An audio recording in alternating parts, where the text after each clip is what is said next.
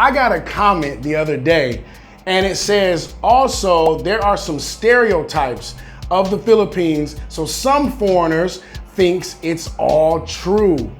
Wow, this comment really hit me, because there's a lot of stereotypes that people say about my people too. Being Black American, there's all kind of stereotypes known around the world about us, right? This comment made me do some research, and I found out that there are a lot of stereotypes about the Philippines, man. And you know, the question is, are these Filipino stereotypes true or false? There's a stereotype that Filipinos eat dog, okay? And yeah, not hot dogs, I'm talking about woof woof, dogs, okay? This stereotype right here, and stereotypes like any other stereotype, it all comes from something somebody might have heard or saw, right? And I even asked Queenie, I said, is that true? Filipinos eat dog? And she was like, some do. I said, what? No fucking way. Why did you say that? Is that true? You heard about Filipino people eating dog? Yes, I did. Damn. Okay, well, I'll put it to you like this. To debunk this stereotype about Filipino people eating dog, I'll say this. I asked my woman, who is a Filipino, she said she's heard about some people that do. Now that's, the key word is some. I don't think that's the norm. I don't think I can go into Max right now and say, hey, yeah, I want some crispy pata, I want the caldereta, and yeah, give me a side of puppy dog. Who does? No, that's not something that normally happens. So let me answer the question right now about Filipino people eat dog. No, that's not normal, dude. Like, there's some people in every country that are doing something totally outside of the norm. That's every country, right? But as far as on a regular, common basis, nah, that's not part of the diet, dude. Come on, man. Other stereotypes that I heard about, right? That the whole entire Philippines is poor. The 10% of truth to this stereotype is that there is a big disparity between the haves and the have-nots in the Philippines. Meaning, the poor are really poor, and then the rich, well, they're pretty rich. You know what I'm saying? There's not a big middle class. This is why I think this stereotype came into fruition. Filipinos are lazy. Damn! Now, this is a stereotype that I've actually heard before, that Filipino people are lazy, right? This is one of the stereotypes I don't even feel like there's a smidgen of truth to it. Because when I got here, I saw people working their ass off. From the person on top of the roof with the hammer trying to rebuild this place, to the person on the street corner trying to sell me some water. Everybody's hustling. Everybody's trying to make some kind of money here, right? Now, there might be a small percentage of people who just lay back, I live in a poor country, I'm feeling sorry for myself and I ain't gonna do nothing. Doink. Dude, that's like 5% of the people here.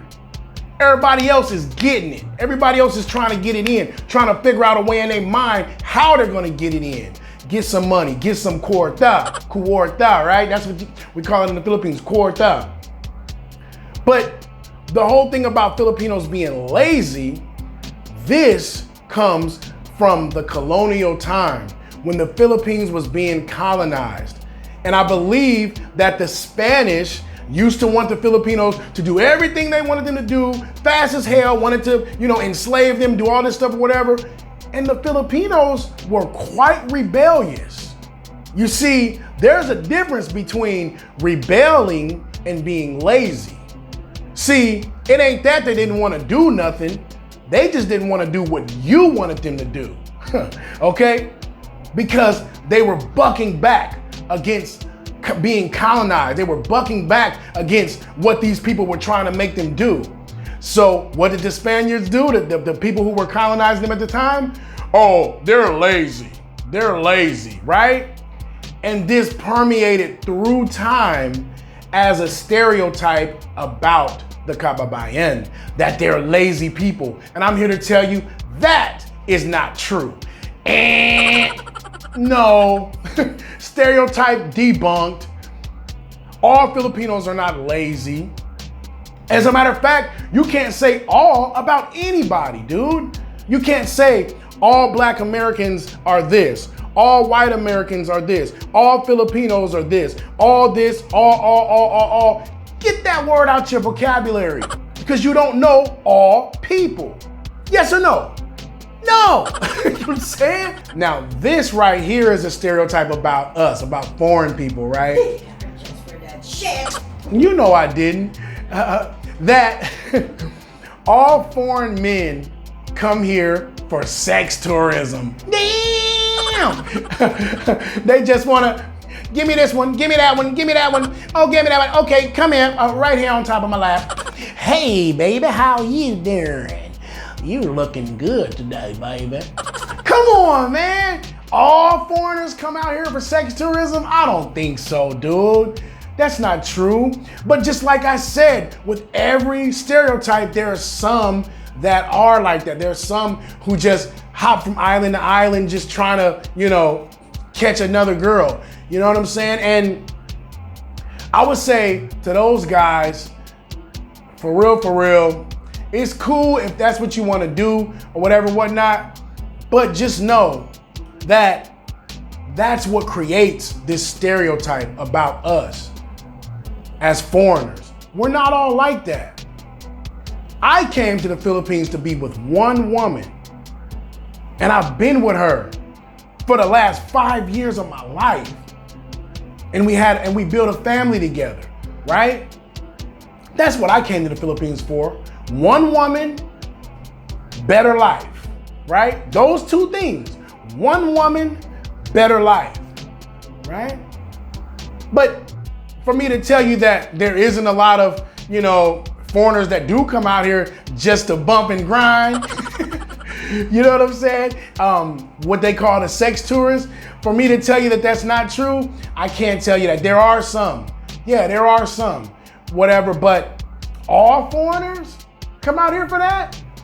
Nah. Next. A lot of gays. Oh, a lot of gays. Oh, okay, yeah, well, you know what? I would say the LGBTQ, I hope I said that right, guys, community has a lot of support here in the Philippines, right? Because a long time ago, the Filipinos got over the whole homophobic thing. We should respect and embrace everyone, no matter what their race is, no matter what their sexual orientation is, okay? No matter what their political views are. You respect everyone. You give everybody love, because everybody under this planet right here is a child of God, diba? So another stereotype is that Filipinos are really nice to foreigners, but they're not so nice to each other. I hear a lot that Filipinos are somewhat toxic towards each other sometimes, right? And it's kind of like the crab in a barrel type, you know, paradigm, where if you have a bucket of crabs, right? And one crab starts to crawl to the top, do you know what the other crabs do? Get your ass back down here. The other crabs pull that crab down that's trying to climb to the top, right? Now, I've seen this a little bit in the Philippines, okay? And once again, I bring this back to, you know, the fact that this was a colonized country. Any people who are colonized, right? They take on certain mental traits, okay? And I can speak about this because I'm a Black American. My people were slaves. You understand? Slaves in the United States of America for over 400 years. And these are some of the same type of behaviors that my people in America, you know, have towards each other. This is where the term hater, you know the term hater? You a hater, man. That's where that term came from, was from the Black American paradigm. Now, why? Why did this happen why does this happen with people who have been colonized or people who have been enslaved? Because a lot of times, the colonizer, okay, listen to me close here, guys. I want you to really pay attention to this. A lot of times the colonizer who is colonizing a people or who is enslaving a people, they use what you call the divide and conquer tactic, right? They divide the lighter ones, the lighter skinned ones against the darker skinned ones. You know, they divide the stronger ones against the weak ones. They divide the ones that they like for whatever reason more than this other group, right? Oh yeah, well, one of the things that I heard is during the colonization of the Philippines, if you were not Catholic, you know, or if you were any other indigenous religion or anything like that, you'd be killed, right? So that's already putting groups of people against each other, right?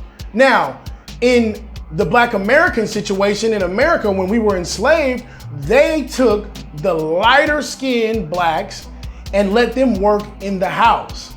And the darker skinned blacks, they made them work in the field. So how do you think the dark skinned blacks felt about their light skinned brother? There was turmoil, but that wasn't from them. That was from their oppressor. And then over generations and over, time, even though we were set free, or we really broke free, some of these mentalities still exist. The competition between each other and these things like that, right? And so for the fact that the Philippines was also a colonized country, I believe that some, not all, because I love to say some, because you don't know all, but some still have that crab in the barrel, separatist type mentality, or kind of mentality when you see somebody blowing up, man, who she thinks she is? She ain't doing all that. Why are you hating, dude? But that's where that comes from. Everything, guys, comes from something, right? Things don't just happen out of the blue for no reason, right? People are a way that they are because of what they've gone through. And it might take another 400 years to clean our mentalities, right? Because the goal is that we all support each other, that we don't hate on each other. And I can speak on this because I'm from a race of people who have dealt with colonizers, who have dealt with enslavers. So if anybody can speak to this, I can speak from it. And I'm telling you now, that's where that comes from. And I'm telling my people who are Black American, we got to erase the bad parts that we learned when we were being enslaved. I'm telling my kababayan, you gotta erase the bad parts that were instilled in you during colonization, because we all gotta stick together, dude. It's not about, oh, he has more than me, so I talk shit. Oh, he speaks English better, so I talk shit. Somehow he's a snob because he has a little more education. Nah, man. Hug each other, embrace each other. If he has more education than you, then y'all sit down and talk, and maybe he can teach you something. That's what it's about, guys. It's about what I don't have, maybe you can help me with it. And what you don't have, maybe I can help you with it. See, if we started thinking like that, man, these people would be the strongest people in the world. We would be the strongest people in the world if we got over that, right? All of the women are gold diggers. Damn! Give me money, give me money, give me money. Give me money. No. Are all of the women gold diggers in the Philippines? No, I don't think so. There is a population of women who seek after foreigners, especially older foreigners with money, right? Yeah, there's a small percentage of that, but I would not say every, you know what I'm saying? As long as she doesn't make him feel like he's just an ATM machine. If she makes him feel happy, if she makes him feel joy every day, right? Then I would say, okay, I accept that, right? We loved each other for who we were, right? It wasn't nothing about no money or whatever. She knew I'm a foreigner, retired military. She know I ain't broke, but you know, that's just a cherry on top, or it should be, right? Just a cherry on top that the person that you're with can, you know, serve you and service your family financially. But that shouldn't be the main thing. The main thing is that your two souls connected. That's what is important, dude. Okay, so in my situation, no, I didn't get with a gold digger. And this is one of the most major ones, Filipino time. Okay, let's talk about it. Filipino time. It's the thought that all Filipinos are late everywhere they go, right? 2 o'clock really means about 2:45. 4 o'clock means about 4:50. You know what I'm saying? Right? See, we gotta start thinking about the origins of where these things come from or whatever, right? That's another thing that started during the colonial times, because the colonizers of the Philippines would invite the Filipinos to come to these big affairs and dinners and all these gala events, right? And they would, you know, say, be here at this time, right? What did the Filipinos do?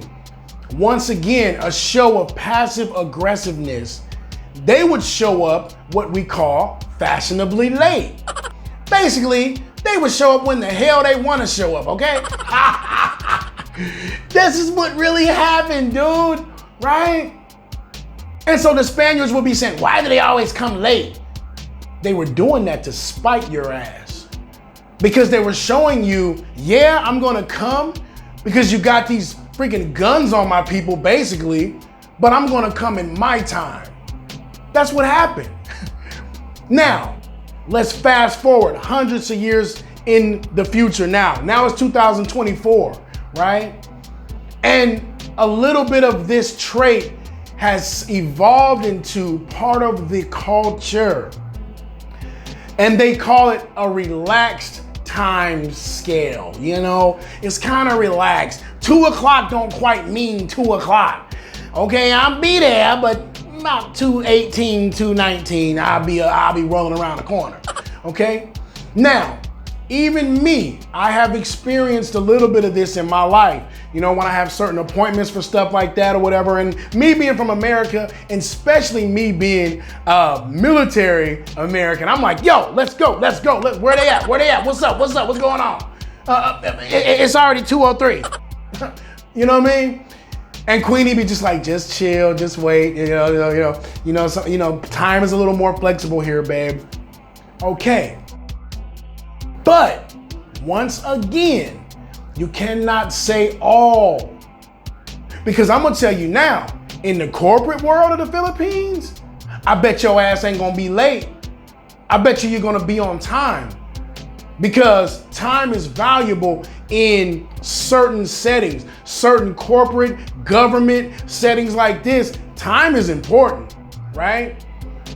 And if you're not on time, they're not gonna take your ass serious, and you'll probably be demoted, or any kind of, actions can be taken against you for not being on time. So I will say, yeah, a lot of places in the Philippines are flexible on time, you know what I'm saying? Like they say Filipino time. But then there's a lot of situations where time is important in the Philippines, and I've seen that also. Okay, so on this stereotype, Filipino time, should I give it 50-50 true? 50-50? Yeah. 50-50? Let's give it 50-50. That's half true, half not true. We'll give it 50-50, okay?